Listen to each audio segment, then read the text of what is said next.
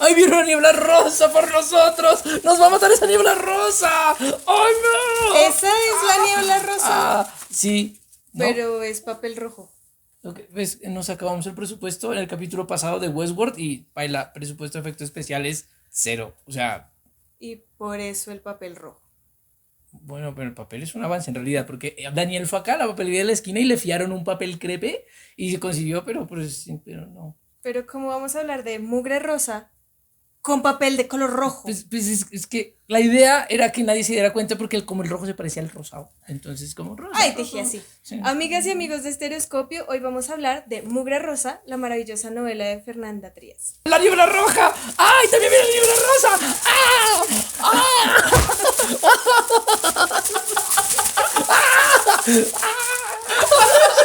Hola amigas y amigos de Estereoscopio, yo soy Rodrigo. Y yo soy Lancelot. Y el día de hoy queremos hablarles de una novela que fue de mis lecturas favoritas del año pasado. Estamos hablando de Mugre Rosa de Fernanda Trías.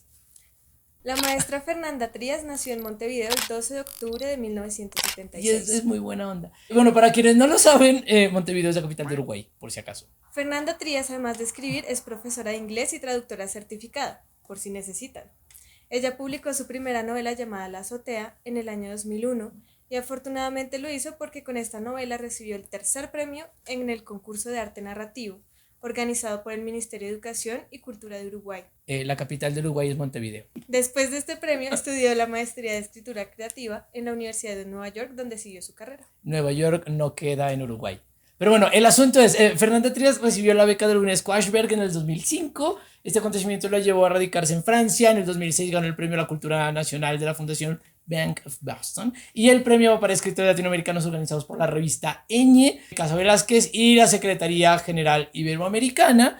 Y para completar, como si no fueran poquitos los premios, en el 2021 ganó el premio Sor Juana Inés de la Cruz en la Feria Internacional del Libro de Guadalajara, o también conocida por sus siglas FIL, por obviamente la novela Mugre Rosa. Además de La azotea y Mugre Rosa, en 2002 publicó Cuaderno para un solo ojo, en 2012 un libro de relatos llamado El regreso, en 2014 la novela La ciudad invencible y en 2016 No soñarás flores, que fue nominado al Premio Hispanoamericano de Cuento Gabriel García Márquez. Que es un premiazo. Bueno, actualmente es docente de escrituras creativas y trabaja en el Instituto Caro y Cuervo de Bogotá y hasta hace poco fue la escritora residente de la Universidad de los Andes de Colombia y digo actualmente, no sé cuándo estén viendo este video, puede ser que cuando lo vean ya no lo sea o lo vuelva a hacer, no tengo ni idea, pero su trabajo como crítica y correctora la ha llevado a ser invitada especial a un montón de universidades en Latinoamérica, en Estados Unidos y en un montón de lugares y es alguien a quien queremos mucho. Te quiero, Fernanda. En realidad queremos hablarles de Cucharón Rojo. No, mentira, estamos a hablarles de Mugre Rosa, la novela de Fernanda Trías, que es muy particular porque es una novela que tiene una historia muy loca, sobre todo que tiene que ver con su año de publicación y algunos eventos contextuales que ocurrieron en el mundo, ¿no es cierto? Sí, porque empezó la novela como proyecto en el 2017, se publica en el 2020. Y entre el 17 y el 20 pasa pequeño detalle. Pandemia mundial.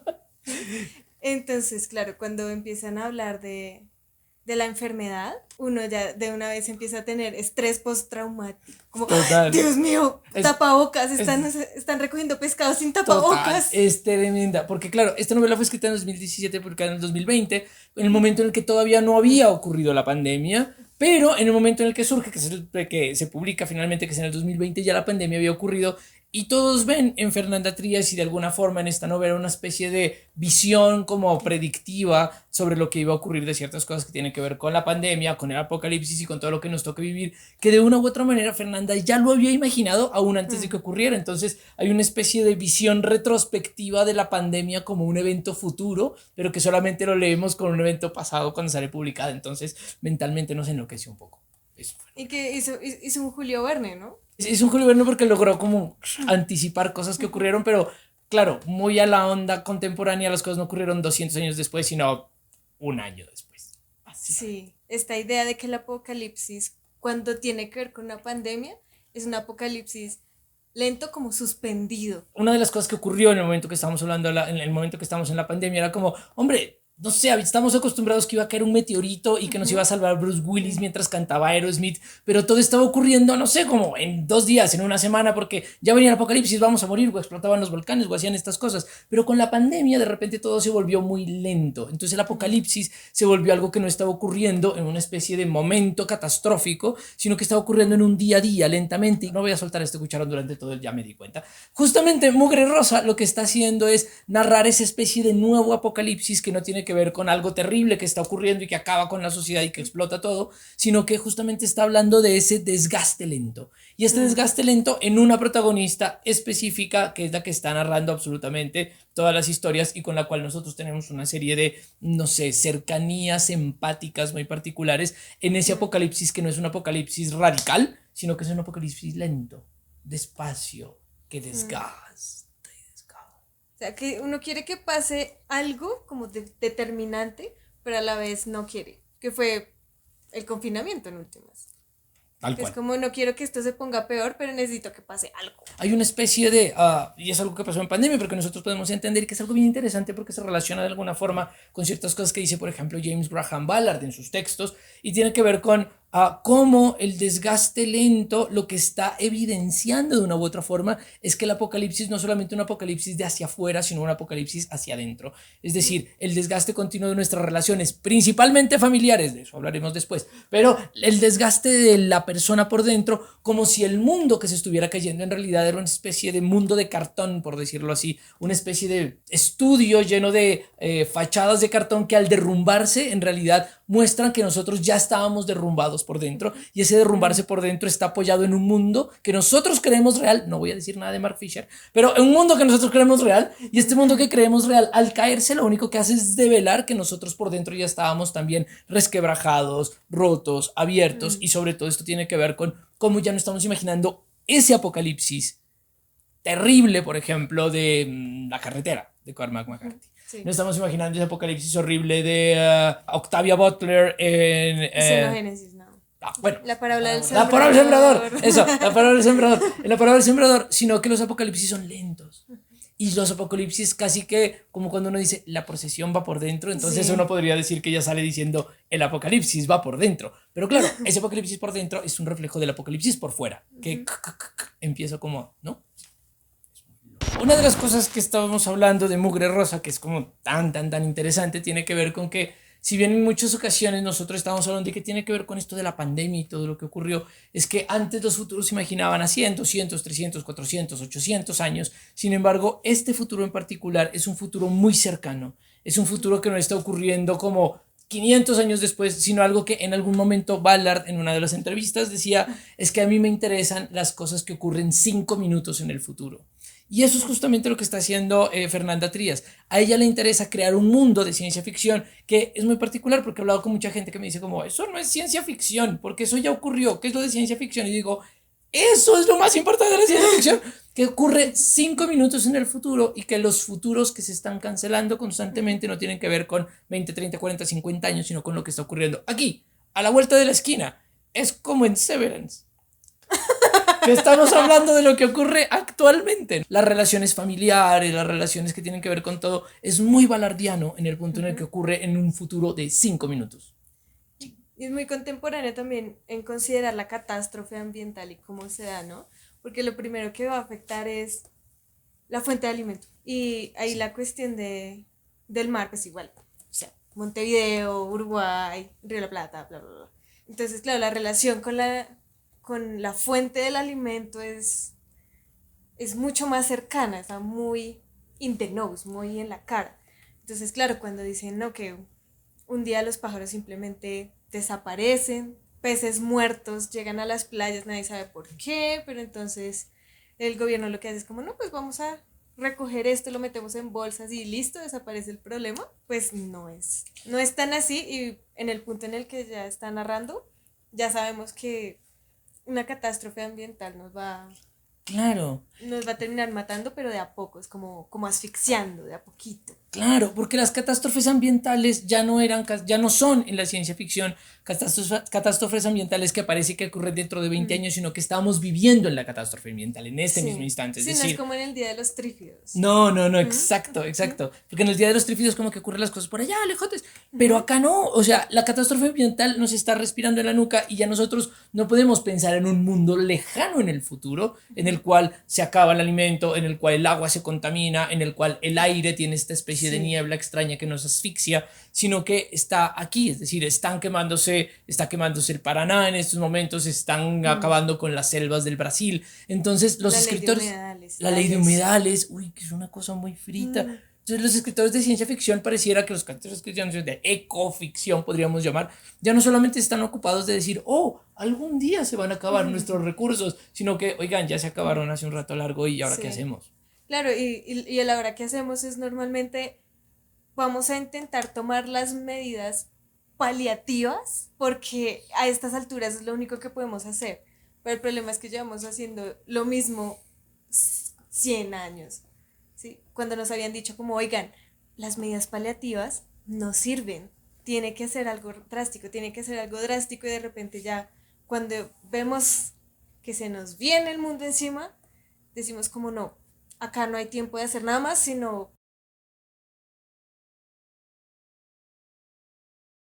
o cerrar las ventanas porque la niebla rosa. Para que no se me meta la niebla rosa. Ay, hay una catástrofe ambiental allá afuera. ¿Saben qué? Cierro la ventana para que no me llegue. Es como, lo único que podemos hacer es cerrar la ventana para que no nos invada la catástrofe ambiental gigantesca que está por fuera y que se puede meter debajo de nuestra puerta como si fuera The Fog, de Carpenter, así como, la niebla nos va a matar. Ay, ¿saben qué? Vamos a hacer como lo más heroico que podemos hacer en una novela de ciencia ficción. Cerremos la ventana.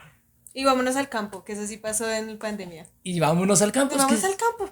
Porque acá no se puede hacer nada, entonces vámonos para el campo. Pero claro, es bien loco esto, porque a la larga, como que nosotros lo único que podemos hacer frente a esto, no sé, en la ciencia ficción clásica, digamos, en catástrofes ambientales, la gente decía, vamos a unirnos y vamos a configurar una nueva sociedad y a través de tu poder y tu poder y tu poder, todo el poder de todos y el de Polito que también está acá, el poder de absolutamente todos. Me pegaron con el cucharón. Acá no hay sociedad posible. Acá simplemente cada cual sobrevive individualmente. Y eso es muy loco. Y cree lo que quiere creer. Uy, sí. Porque además te lanzan noticias y las noticias que te lanza el Estado se creen o no se creen individualmente y a partir de ciertas formas de construcción del sujeto. Entonces tenemos un montón de personajes que funcionan justamente en esas visiones del qué creer y qué no creer. El del taxi. Por ejemplo, el del taxi. Cuenta el del taxi, que si no me emociono yo y termino. Y no quiero hablar mucho de taxis por una cuestión personal. Entonces. Esta mujer tiene que moverse en taxi. ¿Sí? No hay transporte público, no hay nada. Y hay taxis ilegales. Prácticamente es lo que hay. Qué raro un mundo con taxis ilegales. Eso es ciencia ficción. Igual que el mugre rosa. Claro, ella está hablando con este hombre y el hombre dice como, no, es que esa enfermedad la inventó el Estado. Y uno es como, ¿qué? Porque el man ha llevado a alguien contaminado en el taxi y parte de lo que la enfermedad hace es hacer que se te caiga la piel se enrojece y se cae. Y el man ha visto y dice como, no, pues yo traje a alguien al clínicas. ¿A clínicas? Al clínicas. Y lo único que vi fue que tenía los brazos muy rojos. Y pues como lo llevé al clínicas, me dijeron como, mire, tome esto para que desinfecte el taxi. Y pues yo no lo hice. Claro, y esto tiene que ver mucho con lo que ocurrió. Es que en serio estamos hablando de la pandemia, es decir, las fake news en donde cada una de las personas estaba interpretando estas noticias a partir de lo que creyera o no creyera, quién era lo real, cuál era la enfermedad real, si se la había inventado el Estado o no, el Estado quería controlarlos, etcétera, etcétera. Y eso lo que produce es rompimiento, resquebrajamiento entre los sujetos. Es decir, nosotros ya no podemos configurar así, una sociedad conjunta porque, todos vamos a hacer juntos y tú cocinas y él hace la leña y él... No, es como cada cual a partir de ese conocimiento. Estamos en un mundo en el que una crisis ambiental apocalíptica ya tiene que ver es con el desgaste continuo, ¿no? Con el desgaste continuo del individuo a partir de ese tipo de noticias y etcétera, etcétera. Me acordé de algo. Es que Luis Parkinson Zamora tiene un texto que se llama Algo del Apocalipsis, ya no me olvidó, Bajo el Apocalipsis, pongámosle, antes del Apocalipsis. Y entonces él decía que, nada, no sé, se llama Narrar el Apocalipsis. Y en Narrar el Apocalipsis, Luis Parkinson Zamora, que es una gran estudiosa de México, habla sobre cómo se ha narrado el Apocalipsis tanto en la literatura de ciencia ficción latinoamericana, norteamericana, europea, etcétera, etcétera. Y lo que sucede es que él dice, antes se narraba el Apocalipsis como una especie de estructura que resquebrajaba y conllevaba una transformación. Es decir, pensemos que el Apocalipsis tiene como significado la idea de revolución, es decir, sí, algo se quiebra para que renazca algo de nuevo. Pero entonces acá dice, estamos en otro apocalipsis que Lois Parkinson Zamora llama el apocalipsis entrópico, y el apocalipsis entrópico dice, nosotros ya solamente podemos observar cómo el mundo lentamente se está desgastando y el único acto que hacemos no es configurarnos como sociedad para ese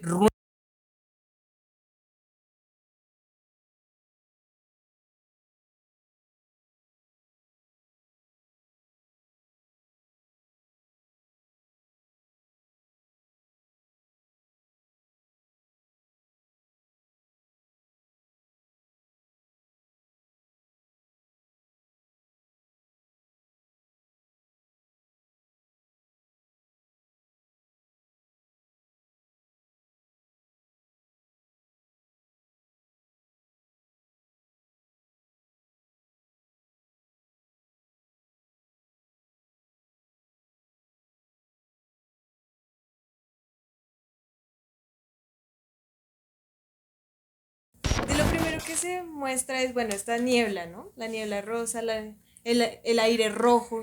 Cuando ella menciona el mugre rosa es comida. Ya no hay aves, ya no hay peces de ningún tipo. ¿Qué es lo que se está comiendo? Se está comiendo un salchichón, más o menos. Sí, es clásico un salchichón. Mugre rosa. Es un salchichón. O sea, yo creo que Fernanda le hubiera podido poner al libro El Salchichón, pero no le gustaba tanto, entonces le puso Mugre Rosa. Porque no creo que se vendiera tanto una novela que se llame El Salchichón. Tú no tienes idea lo que se vende un libro que se llama La venganza del salchichón cervecero, así que... Vamos al ese es el retítulo, ¿sí o qué? Sí, el salchichón. Digo, Mugre Rosa, entonces... Sí, es una especie de salchichón porque la carne tiene que, pues la carne de los animales que quedan, tiene que ser procesada y saneada para que pues la contaminación en el cuerpo humano sea la mínima. Pero pues eso viene de una fábrica y la descripción de los calderos hirvientes, de cómo desinfectan la carne, da una idea de algo asqueroso, de algo que está como muy lejano a lo que consideraríamos comida. Sí. Sí, pero al mismo tiempo que se llama carne más, ¿se llama? ¿Cómo se llama? Carne más, algo así. Entonces, lo interesante de esto es, y lo digo yo que soy vegetariano, así que también lo digo desde mi experiencia de vegetarianismo con este cucharón rojo que tengo en la mano, y tiene que ver con que, claro, es muy diferente cuando uno se come algo que sabe que es una vaca, o cuando le sirven un bistec porque está partido y como que se pierde la forma de la vaca en sí misma, porque la comida pasa a ser como estéticamente otra cosa y uno necesita como tapar la forma para poder comer y decir que no hay ningún problema.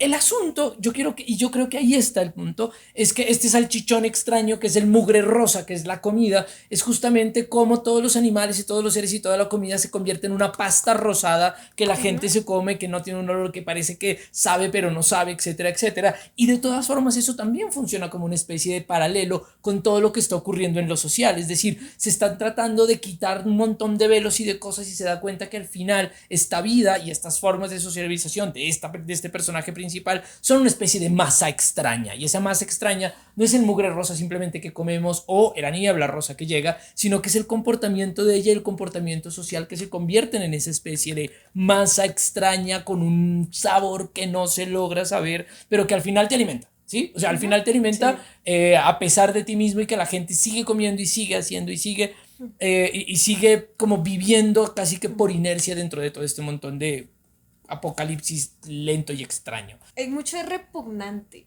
¿no? Sí. Como de repugnante en esa experiencia de la comida, si de no poder disfrutarla ya nunca más, esa repugnancia queda como unida al rechazo que ella siente por las personas.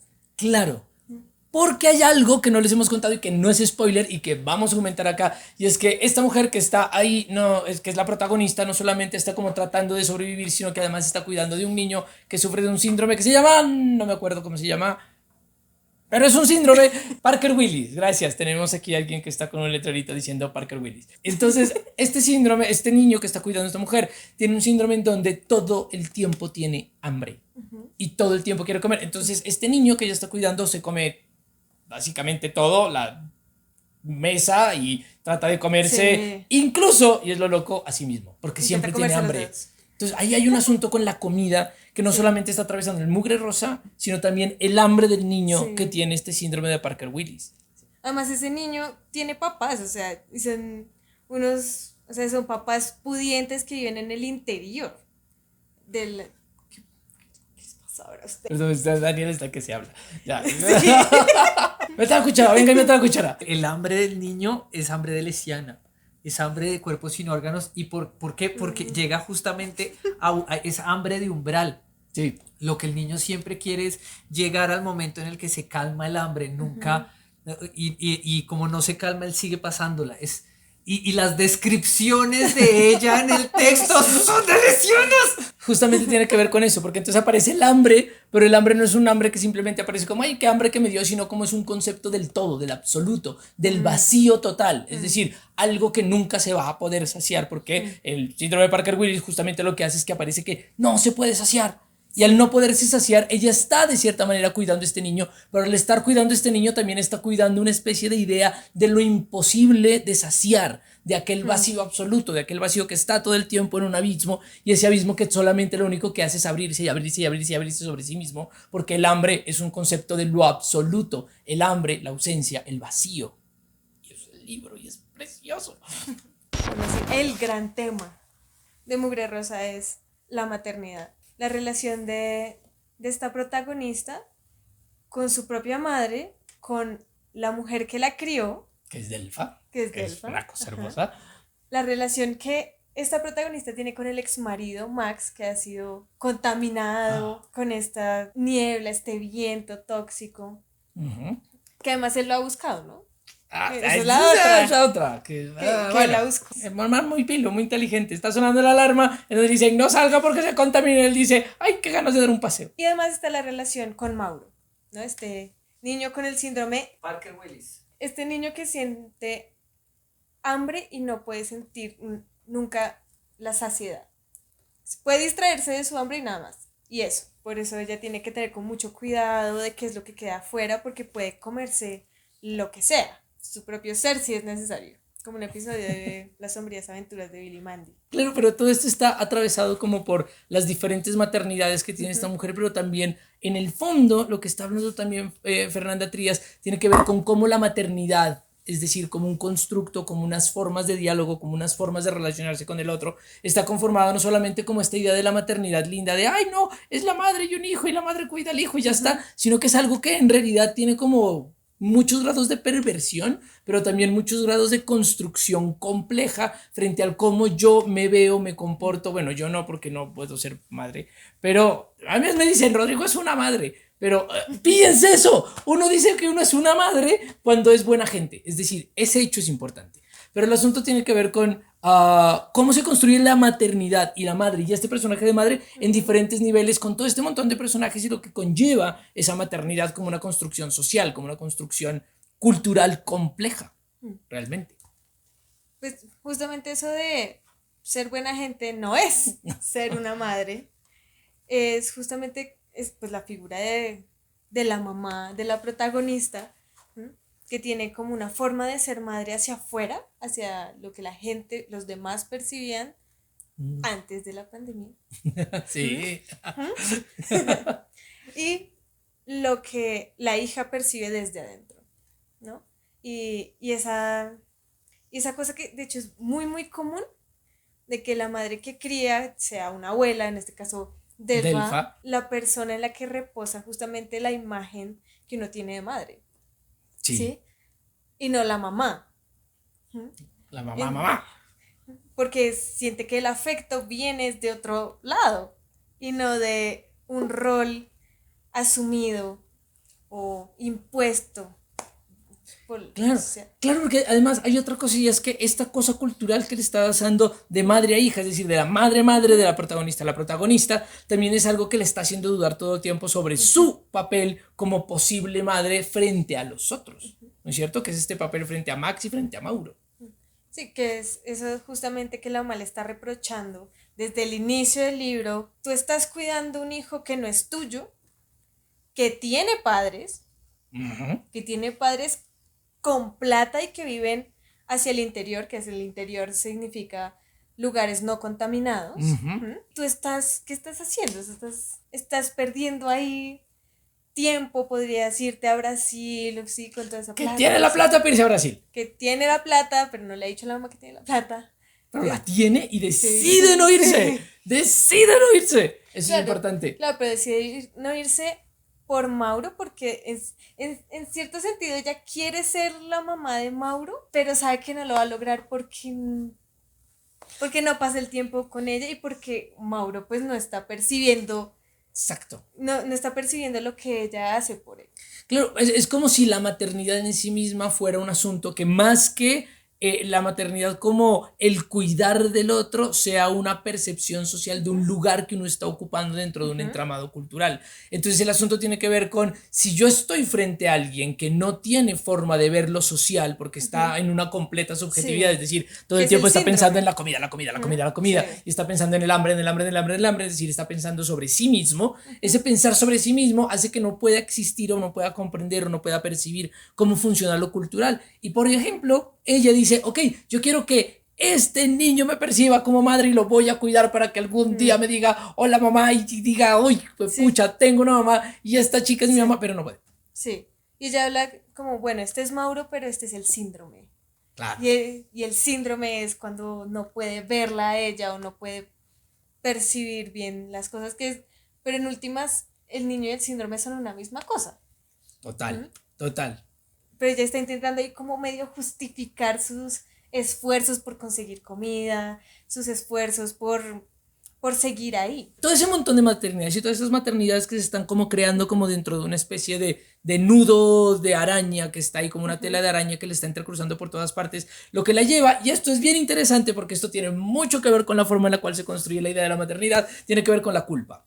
Es decir, Sí. es un personaje que está sintiendo culpa todo el tiempo por absolutamente todo. Es decir, tanto por no ser una buena hija, porque entonces le han dicho que no es una buena hija, porque es que la mamá, ¿no? Sí. Tanto como no poder ser una buena madre, porque entonces se siente que no es una buena madre Sí. como él, pero también por no ser una buena madre con Max, Bueno, que pero es complejo. Max es el ex esposo.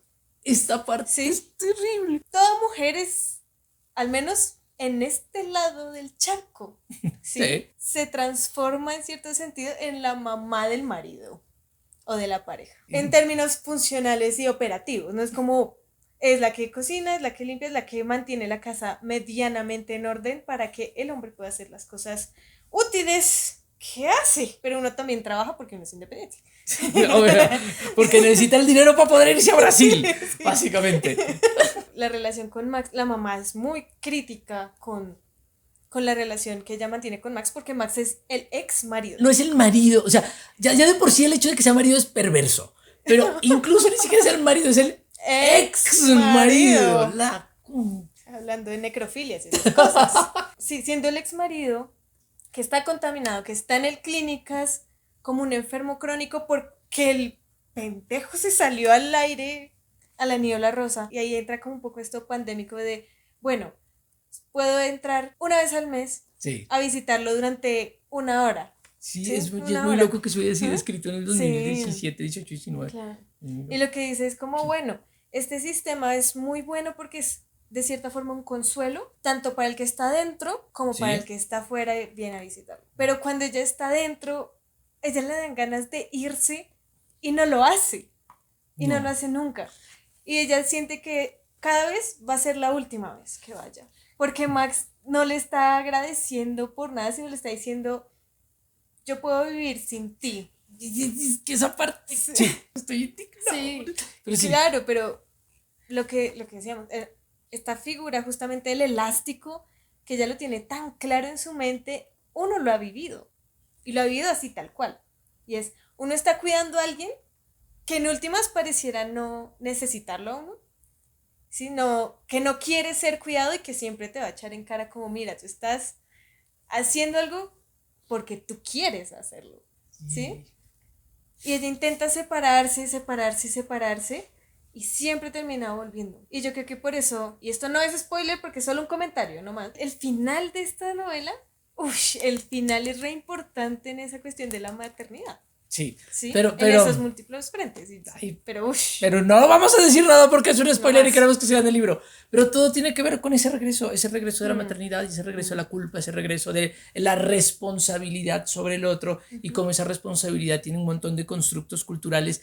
¿Y qué es lo que sucede? Porque esto es lo que hace, ay, bueno, pero entonces esto que tiene que ver con la ciencia ficción, dirán ustedes. Pero es que justamente es como todo eso se devela, se resquebraja, se transforma, se cambia, da la vuelta en el momento en el que el mundo se está destruyendo. Y si el mundo es un escenario de cartón y se cae y el mundo parece ser que es lo único que está apoyando la realidad o la vivencia o las ideas de esta protagonista, dice, ok, vivo en el mundo, hay algo fenomenal, pero ¿qué pasa si el mundo se cae? Es decir, este apocalipsis ya no tiene que ver con, hoy vamos a sobrevivir. No, es el mundo cayéndose y develando las formas en las cuales estamos construyendo nuestras relaciones y la forma en la que se construye la relación de la maternidad y la forma como la mujer se ve a sí misma como, lo digo desde afuera y pido disculpas, lo digo desde afuera, pero no tengo ni idea porque me imagino, porque lo he leído en Fernanda Trías. Y es como hay un asunto de responsabilidad, de maternidad, de cuidado sobre el otro, como que esta idea tan que ha sido como tan llevada socialmente por años y años y años, en donde la política del cuidado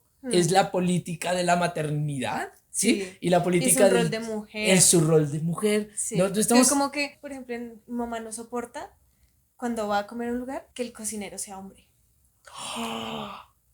¿Por qué? Porque asume que es una persona descuidada y sucia. Y claro, es como, duro, ¿sí? Igual que cuando uno es profesora de colegio, los niños también proyectan en uno una imagen de una maternidad. Claro. Y por eso la relación es muy distinta cuando es un profesor hombre, por ejemplo. Claro, porque es como la idea del... Si se porta mal, llamo a su papá, o sea, como llamo a su mamá, o sea, como que hay ese tipo de construcciones que tienen que ver con la paternidad y la maternidad como unas formas de ver. Y la misma carrera de enfermería siempre ha sido mayoritariamente de las mujeres. Además porque era lo que las dejaban hacer. Ante las guerras, épocas de crisis, no tienes más, ¿sí? Pero era mayoritariamente personal femenino, y a los hombres que se dedican a esas carreras todavía tienen que pelear con esa tara. Sí. ¿Sí? Sí, claro, y no es gratuito que esta protagonista de la novela justamente sea alguien que cuida y que sea una enfermera de este niño con Parker Willis. Ya me grabé el nombre. Parker Willis es Prader Willis. Es Prader Willis, no es Parker Willis. Es Prader Willis. Ok, no importa. El asunto tiene que ver con que cuida, es decir, cuida a alguien y está en esa política del cuidado del otro. Sí. Es una política del cuidado emocional, sentimental, pero también física. Entonces es como muy delicada la forma en la que Fernanda Trías utiliza todos estos elementos del apocalipsis, estos elementos de un apocalipsis dentro de 5 minutos, con todas las cosas que tienen que ver con pandemia, etcétera, etcétera, para poder construir esa visión de la mujer y la política del cuidado, la mujer y la maternidad, la mujer y las relaciones con el otro, bien sea el ex o no el ex, o con el niño, o con la madre, o con la abuela, o con absolutamente todos.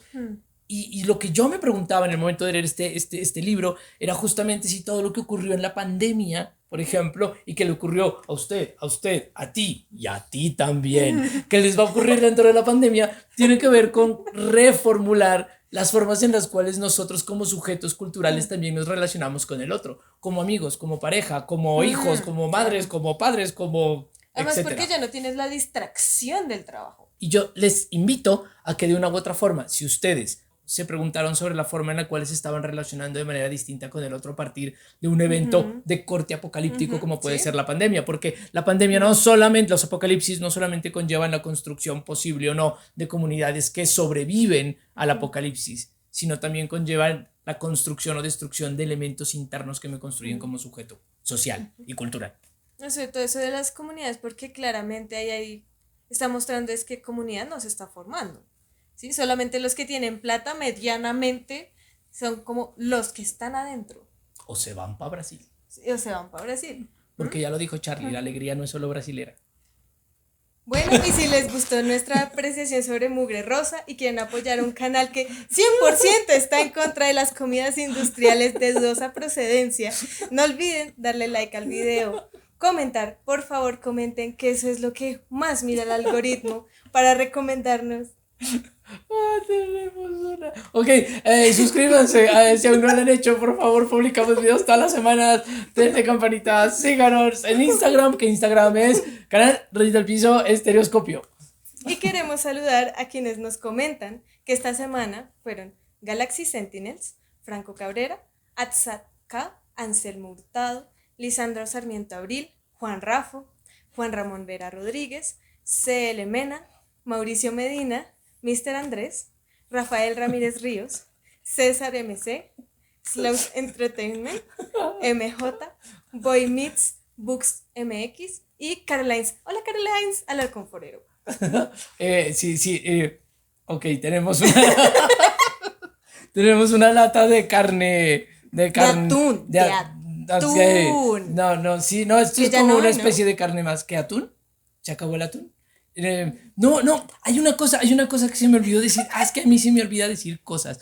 Y es que es bien interesante porque cuando la primera vez que yo leí este libro, me acordé mucho que Fernanda Trías, bueno, durante mucho tiempo fue como una de las grandes estudiantes de Mario Lebrero. Es decir, ella tomó el taller literario de escritura con Mario Lebrero y entonces Mario Lebrero tenía un taller en su casa, tenía así amiguitos y ¿no? Vivía de eso. Algún día deberíamos vivir de eso, montar un taller de escritura y decirle a la gente, venga, los invito a mi casa para que escriban. Bueno, eso hacía Mario Lebrero y ella fue como una de las grandes estudiantes, digamos, de Mario Lebrero, pero Mario Lebrero tiene un cuentico que se llama Gelatina. Y en Gelatina hay como una gelatina. Por eso se llama gelatina, o sea, el tipo, se le ocurrió que está como rondando el mundo y que se lo está comiendo lentamente y como las relaciones sociales que ocurren en este espacio, que claramente es Montevideo, porque además ahí también es Montevideo, empieza como a cambiar a medida que la gelatina va avanzando y se va comiendo a la gente y va así como... Y entonces, claro, yo dije, es como gelatina pero con niebla y diferente, pero lean a Mario Lebrero, es muy... Es muy chévere. Y no coman atún. No, lo que aprendimos no es no coman atún. Es miren la parte más arriba de las góndolas de los supermercados durante el fin del mundo. Porque ahí donde uno no ve, ahí donde uno no mira, hay un atún. ¡Oh! ¡Hay atunes! Sí, pero igual no coman atún porque soy vegetariano. Entonces, si soy vegetariano y salgo diciendo coman atún, entonces mi vegetarianismo va a empezar como a